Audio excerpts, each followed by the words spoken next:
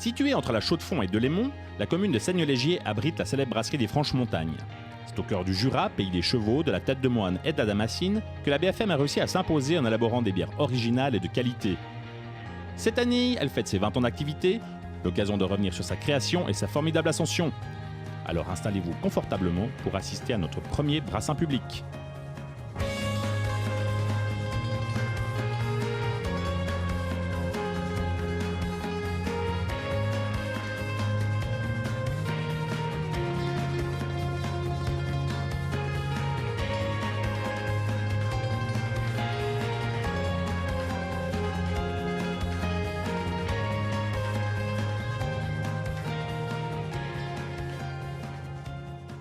Mesdames et messieurs, bonjour et bienvenue dans votre nouveau magazine consacré à la bière et aux produits régionaux. Aujourd'hui, nous avons rendez-vous avec Jérôme Rebété, patron et fondateur de la brasserie des Franches-Montagnes, qui nous fait l'honneur de nous accueillir dans son antre pour nous présenter sa petite entreprise qui ne connaît pas la crise. Je vous invite à me suivre.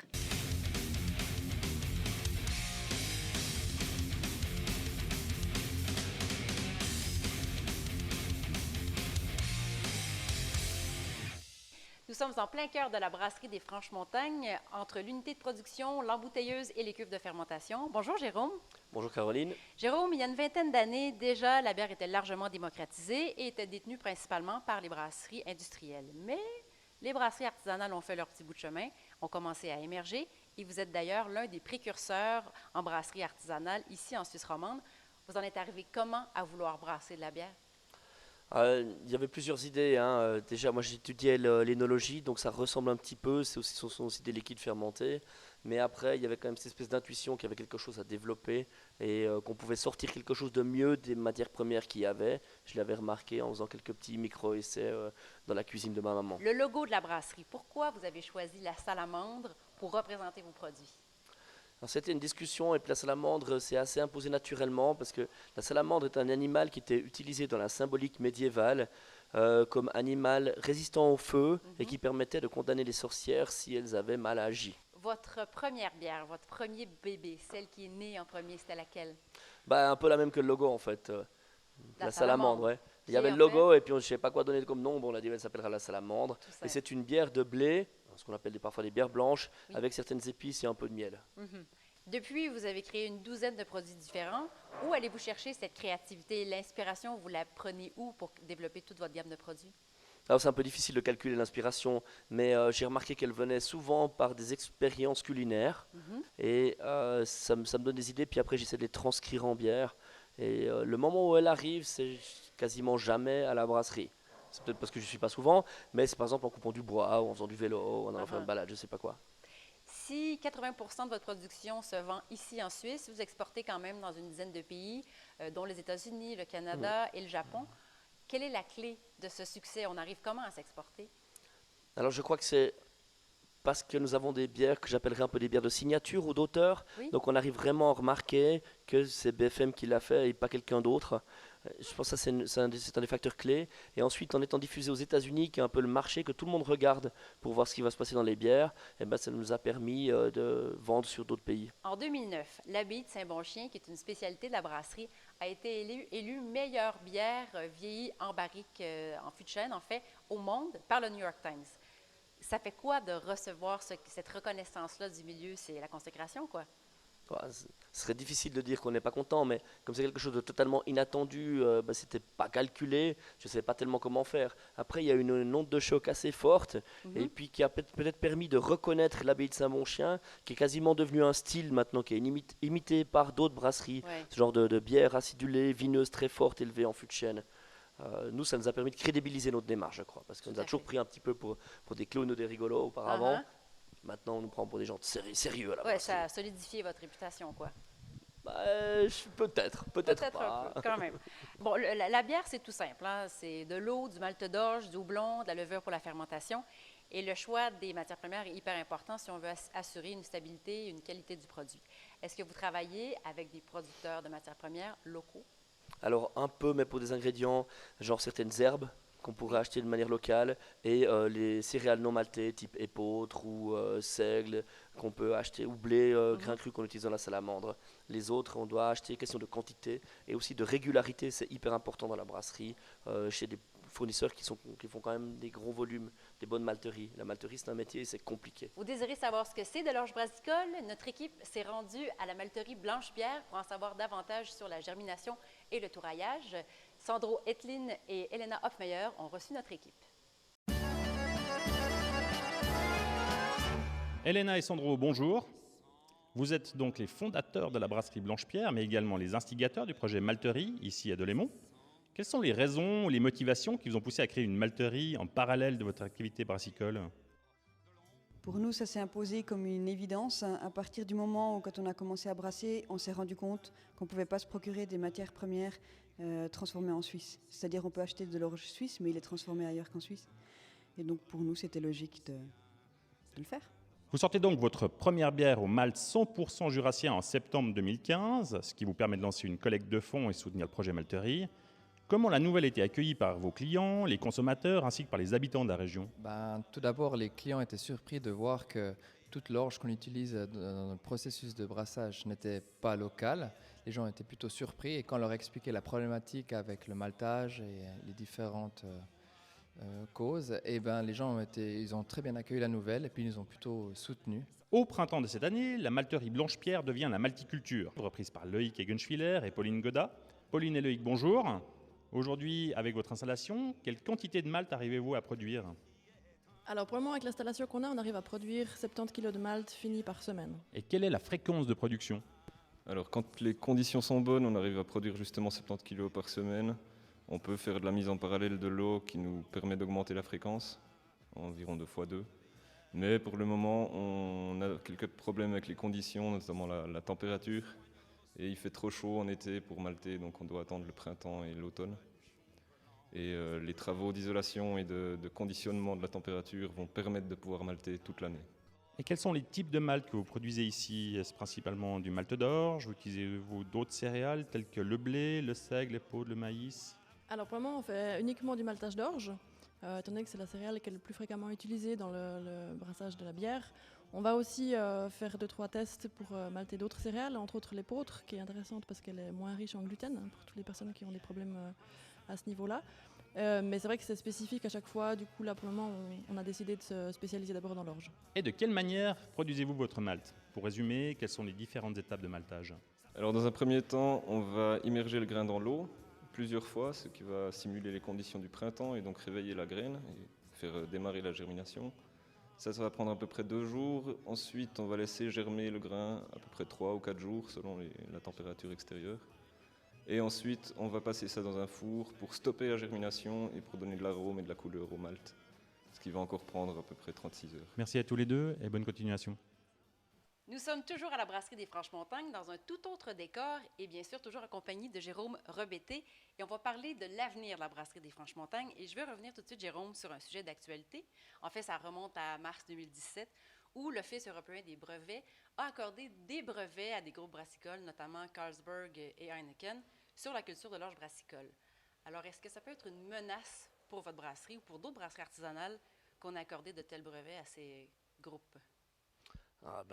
Ça pose quand même pas mal de questions politiques, je dirais, avant tout. Hein. Et c'est aussi lobbyistique, ils ont essayé de s'imposer et puis ils essaient de lutter comme ils peuvent contre l'érosion de leur marché parce qu'ils sont quand même plus tellement à la page et ils font des bières industrielles totalement ennuyeuses. Mais ils ne se posent pas cette question-là, alors ils essaient de bloquer les gens par les matières premières et en faisant des brevets sur du vivant, ce qui est un immense scandale évidemment. Donc pour vous, ça va avoir un impact? Pour l'instant, on a quand même assuré nos contrats au moins pour cette année pour acheter du malt. On verra l'année prochaine, je ne sais pas. Faut voir.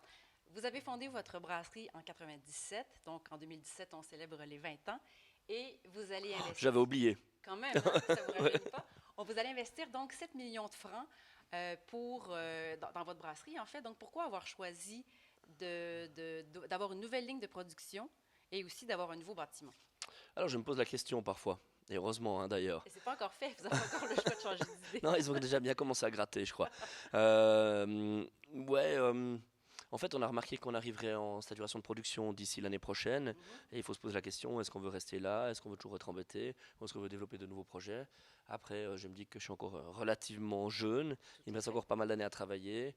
Et puis, outre la bière, j'aime aussi le caractère entrepreneurial. Oui. Et ça me permet aussi de développer ce caractère entrepreneurial à tendance légèrement mégalo. Votre brasserie compte aujourd'hui 25 employés quand même.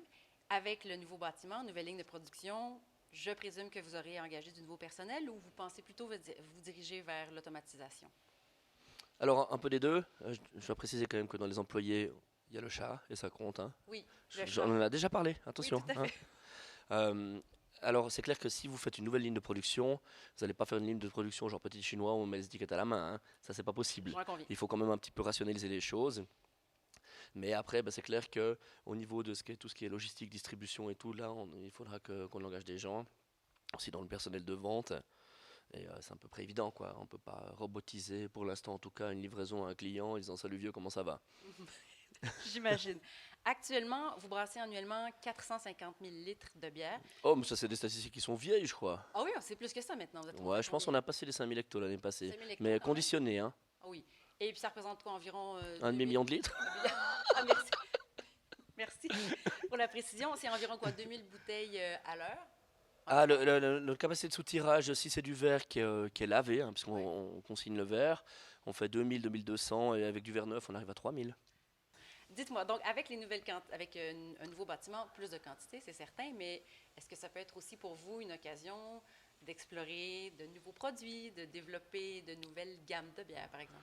Alors, on ne va pas forcément partir sur de nouvelles gammes de bières, mais sur une amélioration déjà de l'existant, notamment au niveau des process de fabrication. Parce que quand on a monté la chaîne de brassage actuelle, la chaîne de production, c'était il y a un peu plus que 7 ans, eh bien, on travaillait avec le chef de prod actuel et moi à la production. Puis maintenant, on a quand même des gars qui connaissent vraiment bien leur boulot, qui sont brasseurs et maîtres brasseurs. Puis on a travaillé avec eux sur le nouveau projet pour dire qu'est-ce qu'on veut mettre comme technologie pour avoir un petit truc un peu plus croustillant que ce qu'on fait maintenant. Notamment des cuves de fermentation ouvertes, hein, qui, à mon avis, c'est quelque chose de fantastique pour le comportement de la levure, pour le dégagement aromatique. C'est un peu plus compliqué à gérer, donc il faut des bons brasseurs pour connaître ça. On ajoute ce genre de choses, quoi. Vous êtes conscient que vous êtes un modèle pour de jeunes brasseurs en devenir ou vous êtes une inspiration pour eux? Ça, c'est rigolo parce que j'entends aussi ouais, mais bon, eux, ils sont dépassés, c'est des dinosaures, ils connaissent pas l'IPA, il a pas de la barbe, il a pas de tatou. On a des gars avec des tatous puis de la barbe quand même dans la production, faut pas oublier. Ouais, voilà. Comme ça, on est à la page. Est-ce qu'il y a encore, selon vous, de la place pour d'autres brasseries où on va atteindre saturation bientôt?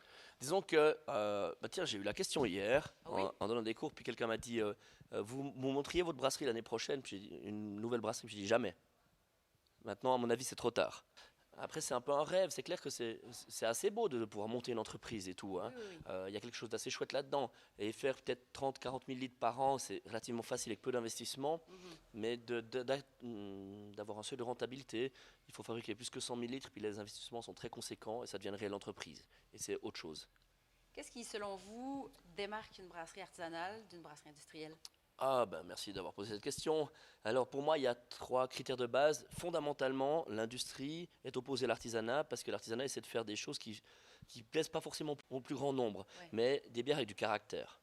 Donc, fondamental, c'est le produit. Qu'est-ce qu'on fabrique comme produit? Il existe des brasseries qui fabriquent des bières, moins de bières que nous, mais elles sont totalement ennuyeuses, filtrées, pasteurisées. Pour moi, c'est pas artisanal dans la pensée. Ça, c'est important. Après, peut-être qu'il y a une notion de quantité. Mais bon, faut pas déconner, hein. Quand on regarde en Amérique du Nord, on appelle ça encore une brasserie artisanale, et puis ils commencent avec un truc 6 fois plus grand que nous. Hein? Et puis, moi j'apprécie beaucoup Sierra Nevada, et je considère que c'est encore une brasserie artisanale, même si c'est beaucoup plus grand que bien des brasseries qu'on a en Europe. Et ils ont vraiment une super démarche, des très bons produits. Après, pour moi, il y a un truc aussi qui est fondamental, mais qui est un peu plus compliqué peut-être à comprendre, c'est à qui appartient la brasserie. Si vous dites que vous faites de la craft beer, puis qu'en fait, derrière, il y a un grand groupe brassicole, ou maintenant c'est à la mode, c'est hedge funds, hein, donc c'est fonds d'investissement, ces fonds de placement, qui mettent de l'argent dedans, là ça devient quand même un peu moins artisanal. Au moins que des actionnaires ou 2 actionnaires travaillent dans la brasserie, je pense que c'est un signe qui est normal. Ce sont d'ailleurs des définitions qui ont été faites en Italie, où le brasserie artisanale est quelque chose de défini légalement. Ce qui nous manque chez nous pour se battre contre ceux qui trichent avec l'appellation craft beer. Souhaitons que ça vienne. Jérôme, je vous vois courir un peu partout dans la brasserie depuis notre arrivée. Est-ce que dans tous ces projets qui vous animent avec la nouvelle ligne de production qui va arriver incessamment, est-ce qu'il vous reste du temps pour vivre, pour vous amuser? Est-ce que vous prévoyez des vacances ou des voyages bientôt? Alors, moi, je trouve, mais si vous demandez à mes proches, ils trouvent pas tellement. Ça, c'est pas grave. Ouais, j'affectionne particulièrement de faire 2 semaines de voyage à vélo chaque année. Oui. Avec des sacoches et tout, comme des touristes. Et puis, c'est assez bien parce que je suis pas le gars de la brasserie, machin, qui va faire une promo. Et puis, ça me fait un peu cracher mes poumons, ça me fait un peu faire autre chose. Et c'est une bonne manière de s'évader, je crois. Ça, c'est intéressant. Alors, je vous propose qu'on enfourche nos bécanes et qu'on se laisse porter par l'ivresse d'une petite balade en plein air.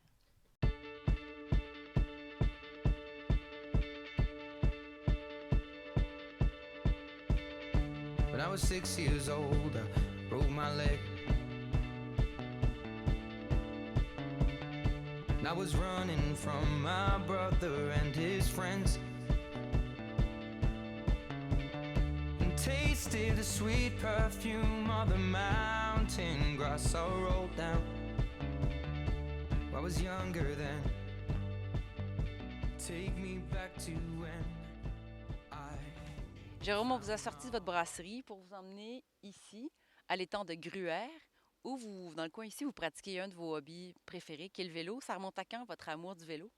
Je crois que le premier flash que j'ai, c'est que j'ai reçu un vélo, je devais avoir 3 ans, et puis j'avais dormi avec. Ça a un peu inquiété mes parents, je sais. C'est vrai, oui. Et après, vous avez toujours intégré le vélo dans votre, peut-être pas dans votre quotidien, mais ça faisait quand même partie de vos sports préférés? Ouais, souvent déjà pour se déplacer, parce que j'habitais pas tout à fait dans le village, Ouais. ou pour aller à l'école. Mhm. Et ensuite, après, c'est devenu aussi un sport, une espèce de manière de se calmer un petit peu, une échappatoire et de découvrir aussi. Ouais. Racontez-moi votre plus beau souvenir de vélo, votre plus beau voyage peut-être. Ouais, je pense que c'était l'an passé lors de la traversée de l'Albanie. C'était Uh-huh. vraiment quelque chose d'assez exotique, on va dire. Vous avez fait ça seul, ce J'étais trip-là? avec un copain. Avec un copain? Vous faites environ combien de kilomètres de vélo annuellement, à peu près? Une année où il y a un printemps un peu correct, comme aujourd'hui, hein, où il fait chaud. Oui, oui, il fait beau et chaud. 2500 à 3000. Quand même, quand même. Est-ce que vous avez déjà fait partie d'un club de vélo? Vous en faites partie actuellement? Non, Non? Jamais. Pas d'intérêt? non. Pas d'intérêt pour la compétition non plus? Je pense que j'aurai un esprit compétiteur si je cherche un petit peu, mais Ouais. l'âge n'aidant plus tellement, c'est pas tellement d'actualité. Hein. Mais je me trompe ou vous avez déjà fait des compétitions? C'est ce qu'on m'a Mais dit. Avec des copains, on a fait, mais c'était une bonne quinzaine d'années. J'ai fait de temps en temps quelques courses de vélo régional, ouais. OK. Bien, moi, je vous en propose une petite compétition maintenant. On va voir qui arrive le plus rapidement à la brasserie parce qu'il y a une petite dégustation de vos produits qui nous attend. Ouais, bah, alors, je sais qui va gagner. Hein. I'm on my way, driving at 90 down those country lanes, singing to Tiny Dancer, and I miss the way you make me feel. It's real. We watch the sunset over the castle lonely. Et voilà! Tel que prévu, j'ai gagné. Beau travail. Dégustation méritée. Dégustation. Après l'effort, le réconfort. Nous voici de retour à la brasserie des Franches-Montagnes pour une petite dégustation. Jérôme Rebetté nous a préparé quelques produits et Cyril Hubert, notre biérologue, nous a rejoint. Bonjour Cyril. Bonjour Caroline. Cyril, vous habitez à Montreux et vous avez longtemps travaillé dans le secteur de l'hôtellerie et de la grande restauration. Vous avez fait vos armes en France, mais aussi en Suisse, notamment au restaurant du Pont de Bran. En 2014, vous abandonnez votre travail dans la haute gastronomie pour vous consacrer à la bière. En février 2015, vous obtenez votre diplôme de sommelier suisse de la bière et depuis, vous donnez des cours d'initiation à la dégustation de la bière et participez à de nombreux concours internationaux en tant que membre du jury. Alors voilà pourquoi il nous semblait essentiel que vous soyez parmi nous pour commenter la dégustation qui va suivre. Mais avant de débuter, j'aimerais savoir ce que vous évoquent les bières de la brasserie des Franches-Montagnes. Alors pour moi, en fait, ces bières-là m'évoquent réellement un savoir-faire. Et puis, un bon grain de folie parce que les bières qui sortent d'ici, elles ont un caractère complètement différent de ce que les gens peuvent connaître. Jérôme, vous avez donc apporté quelques bières. La première bière qu'on va déguster, c'est laquelle? Alors, j'ai trouvé au fond de ma cave une vieille bouteille d'Abbaye de Saint-Bon-Chien 2011, soit une bière qui a été vieillie pendant un peu plus d'1 an dans des barriques contenues de vin rouge, et puis presque 6 ans en bouteille. Alors, à votre santé, messieurs. Santé, enfin. Enfin. Alors, Cyril, lors d'une dégustation comme celle-ci, est-ce qu'il y a un ordre à suivre, une façon de procéder? Alors moi, personnellement, je commence toujours par l'analyse visuelle. Je regarde toujours la mousse parce qu'elle est souvent éphémère. Je regarde la couleur, la turbidité, l'effervescence. Et puis ensuite, je passe à l'analyse olfactive pour découvrir les arômes. Et puis l'analyse gustative afin de découvrir les saveurs. Lors d'une dégustation de vin, on va recracher la gorgée. Est-ce que c'est la même façon de faire lors d'une dégustation de bière? Non, pas du tout. Quand on fait une dégustation de bière, on avale la bière parce que les capteurs d'amertume sont Oui. dans le fond de la langue. Et donc du coup, pour découvrir vraiment l'amertume de la bière, on avale. Voilà. On recrache Jérôme, vous conditionnez vos bières en fût et en bouteille. Par contre, certaines brasseries ont fait le choix d'offrir leur bière en canette. Est-ce que c'est une option pour vous dans le futur de peut-être vendre quelques bières en canette? Alors peut-être, mais pas pour des bières comme la Saint-Bon-Chien. Je trouve que la canette est fort à propos pour des raisons de contact à la lumière, mais pour des bières qui sont plutôt très houblonnées, genre PLL, IPA ou des bières un peu session, comme on dit en bon français. Mhm. Là, je trouve que c'est vraiment intéressant. Après, pour des bières de garde, la bouteille s'impose, à mon avis. Cyril, est-ce que vous préférez les bières pression, en canette, en bouteille? Et le conditionnement, est-ce que ça a un impact sur le goût de la bière ou ça peut altérer le goût de la bière? Alors moi personnellement, j'aime bien les bières bouteilles. Et puis j'aime bien aussi maintenant les bières canettes parce que, comme l'a dit Jérôme, elles ne laissent pas filtrer les UV. Et la lumière est un des ennemis principaux de la bière. Donc moi personnellement, bière canette et bière bouteille, je valide. D'ailleurs, nous avons posé la question aux habitants de Delémont ainsi qu'aux cafetiers, restaurateurs, barman et barmaids. Voici ce qu'ils avaient à nous dire.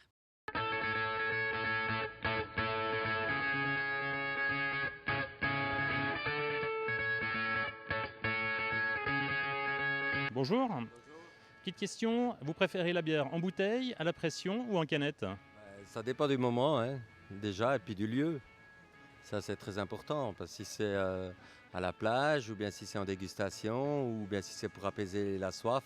Personnellement, je préfère mieux les bières à la pression. Et pour quelle raison? Je trouve que c'est plus frais. Après, j'ai un peu des problèmes avec tout ce qui est en bouteille. Ça me donne des maux de tête. Donc, à choisir, c'est tirer du fût. Et puis, au niveau du goût, je m'y retrouve plus. Des bières pression. Et puis, quel type de bière vous vendez le plus ici à la Croix? Des bières pression. Alors moi personnellement je préfère nettement les bières en pression parce que c'est beaucoup plus frais, tout simplement. Alors pression et bouteille, je vois pas la différence entre la pression et puis la bouteille. À part que des fois dans les bouteilles de bière artisanale il y a un peu plus de levure, ce qui est le côté sympa, ça fait des protéines gratuites. Sinon voilà quoi, mais pas aux canettes. Et pourquoi pas la canette? Il y a le goût d'alu, c'est peut-être psychologique, hein, je trouve qu'il y a le goût d'alu qui repart bien. Ni en bouteille, ni en pression, ni en canette, ni en fût, je ne bois pas de bière. Merci beaucoup. Nous sommes toujours en compagnie de Jérôme Rebetté et de notre biérologue Cyril Hubert. Et il y a Mathieu Bruno qui s'est joint à nous. Bonjour Mathieu. Bonjour. Mathieu, vous êtes aujourd'hui chef et gérant du restaurant Là-haut à Chardonne. Et votre parcours professionnel est plus qu'impressionnant. Vous avez travaillé avec de nombreux chefs reconnus et étoilés, dont Denis Martin, Francis Chibrac, Alain Carreau, Patrick Zimmermann, Philippe Blondiot et Julien Rettler. En 2012, vous et votre épouse Mylène reprenez l'espace paysan horloger au Boéchet, dans le Jura. En 2015, vous êtes nommé Découverte romande par le célèbre guide gastronomique Gauthier-Millot. En octobre 2016, vous vous rapprochez de votre famille et vous installez à Chardonne, une occasion de relever de nouveaux défis, quoi. Alors Mathieu, racontez-nous votre rencontre avec Jérôme Rebetté. Alors la rencontre, c'est justement quand on a repris notre ancien restaurant à 10 minutes d'ici. Et une fois, on a vu un gars débarquer avec ses banquiers et des bottes de cow-boy. Et on s'est dit, ouh, c'est qui cet artiste? Et après, on a fait connaissance. Et après, j'ai aussi appris à découvrir ces bières. C'est que la première fois qu'on découvre ces bières, c'est quand même c'est personnel, il a sa signature. Et puis quand on est amateur de bière, mais qu'on connaît surtout les bières belges, c'est vrai que ça déstabilise un peu d'avoir des bières acides. Et après, c'est vrai qu'on a appris à faire connaissance. On a fait aussi des dégustations avec des accords mais plats au restaurant. Et voilà. Le lien s'est créé comme ça. Et de quelle façon serez-vous appelé à collaborer prochainement? C'est comme on faisait avant, justement, on aimerait, dans le monde gastronomique, dans la cuisine de haut niveau, apprendre aussi aux gens à apprendre à apprécier la bière et justement à développer des accords mets et bières et avoir une carte de bière à proposer en plus des vins. Vu qu'on est dans le lavo, dans les vignes, c'est vrai que c'est un challenge, mais je pense que c'est intéressant et il faudra apprendre aux gens apprécier aussi, à découvrir autre chose. Jérôme, comme deuxième produit, qu'est-ce qu'on va boire? Qu'est-ce qu'on déguste? Alors, c'est la bien nommée Batz, donc c'est pas du jus de chauve-souris, hein, J'espère bien. mais c'est une bière où on joue sur différentes notes fumées de par des maltes qui ont été fumés à la tourbe, comme ceux qu'on utilise pour les whisky, des maltes fumés au bois de hêtre, comme on trouve en Franconie en Allemagne, et du Lapsang Tari Souchong, que vous connaissez bien sûr. Tout à fait. C'est un thé fumé chinois, Oui. et ça donne un peu ces odeurs asphaltées. C'est vraiment une bière qui a des notes fumées et maltées, et c'est une bière que j'aime bien combiner. Ben là, on a par exemple un bleu de Jersey, un fromage assez gras, et bleu, ça va super bien avec. J'aime ça aussi avec les fruits de mer, le iodé, ça marche super bien avec le fumé ou avec le paprika par exemple. Parfois je me dis c'est une bière presque trop subtile pour venir de la BFM. C'est vrai? Ouais. Eh bien, On n'a aura pas fait exprès de l'occasion la d'en fabriquer, je parler. crois. Cyril, quels seraient pour vous les meilleurs accords gourmands à faire avec cette bière? Alors effectivement, là je pense que Jérôme a tapé dedans. Les fromages bleus un peu corpulents, moi je me vois très bien par exemple avec une fourme d'ambert, retourner la bouteille dans la fourme pour que le fromage soit imbibé de la bière. Et puis éventuellement aussi des plats de fruits de mer, ça j'aimerais bien en fait, ouais, tout à fait. Mathieu, même question pour vous. Un bel accord gourmand à faire avec la Batz. Alors avec le fromage, oui, d'accord. Avec les fruits de mer, je suis très curieux. J'ai jamais essayé, donc ce serait une découverte. Jérôme, vous avez déjà associé quelques-uns de vos bières avec certains fromages, de beaux mariages d'ailleurs dans le passé, en 2014, si je me souviens bien, n'est-ce pas, avec Jacques Duttweiler. Vous avez parlé du bleu un peu plus tôt, mais est-ce qu'il y a d'autres accords avec des fromages que vous feriez avec la Batz pour la marier? En fait, ça dépend un peu de ce qu'on essaie de faire résonner, soit dans la nourriture, soit dans la bière. Si on essaie plutôt de jouer avec l'amertume, de jouer un peu avec une opposition, ça dépend de ce qu'on essaie de faire résonner, effectivement. Et la Saint-Bon-Chien, il y a un fromage particulier que vous accorderiez avec celle-ci? Alors, moi j'aime bien la Saint-Bon-Chien avec de l'époisse. Ah oui? Je trouve que ça sonne super bien. Et je présume que vous en avez ici de l'époisse, on va pouvoir goûter J'en ai tout à dans la l'heure. poche, ouais, mais Ah, ça je savais, pas en train je de savais. couler du pantalon. Santé à tous. Santé. Santé à vous. Et c'est sur ces mots que nous allons nous quitter. Merci infiniment, Jérôme Rebetté, pour l'accueil, de nous avoir ouvert vos portes. Mathieu Bruno, merci d'avoir accepté notre invitation et bon succès pour la suite. Merci. Cyril Hubert, merci infiniment pour vos précieux conseils. Je sens qu'on va se revoir tout bientôt. Quant à moi, j'espère que vous avez passé un bon moment en notre compagnie. Le prochain numéro de Brassin Public nous emmènera sur le balcon du Jura vaudois. Mais je n'en dis pas plus pour l'instant. Et d'ici là, portez-vous bien. Santé!